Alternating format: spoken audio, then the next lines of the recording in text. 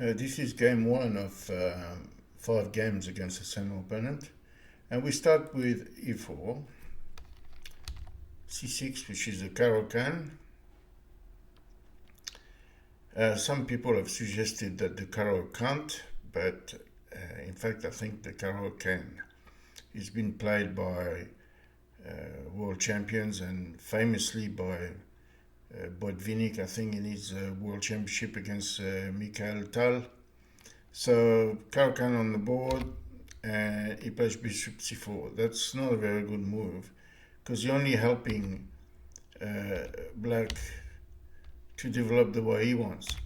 Now, what these players do is they are prepared to do anything to have a bishop in this diagonal, and they make serious concessions in the center. And you see them often, they play their pawn here so that they can have a square for the bishop and really preserve this bishop, which they think very highly of. But the truth is, if you have a structure where you got pawn here, and pawn here, this bishop is close to being useless. Anyway, just let's see what happened in the game. Knight f6, knight e2. Now, this is part of the trickery of trying to win the pawn by somehow getting the knight there and the pawn on d4, the other knight there, and trying to gang up on that pawn, but it just doesn't work. Knight out. The move to save the magical bishop here. Totally not needed in controlling the center, in developing, in castling. It's just, this move is a move that shouldn't be played. Now here, the idea is to provoke f3, which I do quite often in similar lines, so that there are now weaknesses on dark squares, as you can see. Knight here, bishop back, castles. So now you see, because of the weakening of this diagonal here, there are potential checks now and things that wouldn't happen if his pawn had been here instead. So losing the time with the bishop in this maneuver is actually worth the trouble. And here I just go for h5, start pushing. Of course, he's going to have to deal with it, and his way is to play in the center.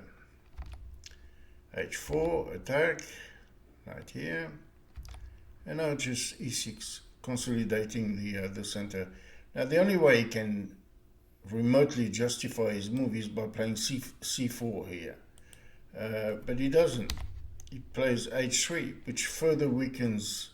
So now not only is weakened these squares, like here, but he's weakened this whole diagonal as well, and like I said before, it can't be good news. Bishop here, just taking position. You wonder why he made this move. You could argue he's probably trying to snatch the pawn this way, but this pawn is for free if he wants it, because I have no intention to keep it.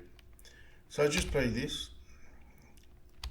Bishop takes, so now I've got massive advantage on dark squares. You can see how he's weak here, all these squares, and I've got a bishop on dark squares, and he doesn't. So at some stage he's going to tell. So good move, strengthening the center, and in some lines you can oppose the bishop here. If this bishop gets a little bit too dangerous, castle queen side, knight out, and bang, we start piling up on the king side. Wise move, bishop here, f4. That's not a bad move. He had to do something about the way the bishops were penetrating his position. Rook up, and with double rooks. He plays the knight on f3, You see, this pawn is really important in stopping him from getting in with the knight. I just played bishop e4 here, and Mr. Guido just takes, which is not advisable. The line that's given by the computer engine here is 91, 97, transferring the knight. Bishop here, we just take. It's very, very difficult for him. Queen up, rook here, good move. This is threatening rook takes h3 check. So he takes, knight takes,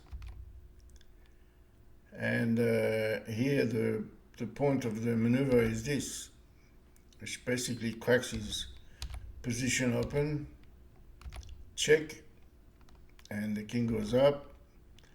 It's quite a long line, but it just shows that he's pretty much on the back foot here.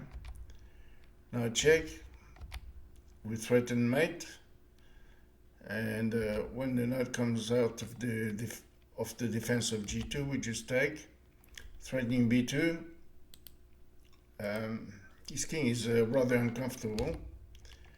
Here we check, king f3, and now we take. Now what this check has done is move the king away from the defense of this pawn. He moves c4, fair enough, check. King goes to f2, and now just knight f4. If knight f3, just check.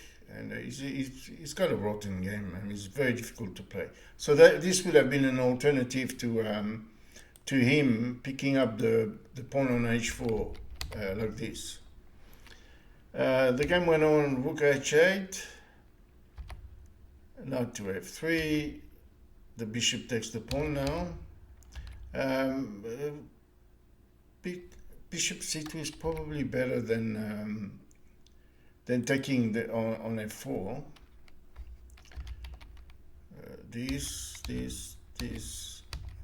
It's not a pleasant feeling, and if he does, this is a mistake, but just to show the mate, take and mate here. So once your king is under siege, there's a lot that can happen. Anyway, in the game, he took on f4 here, queen takes, queen e2, rook up. So now this is threatening all kinds of nasty things, such as rook takes here with check, and then taking here, and the house crumbles. And he thinks he's going to be a smart ass here, and he plays a ha-ha, got you kind of move, you see. Fortunately, he missed the point, which is check and mate. So he finally got in the center with his knight, but it's slightly too late.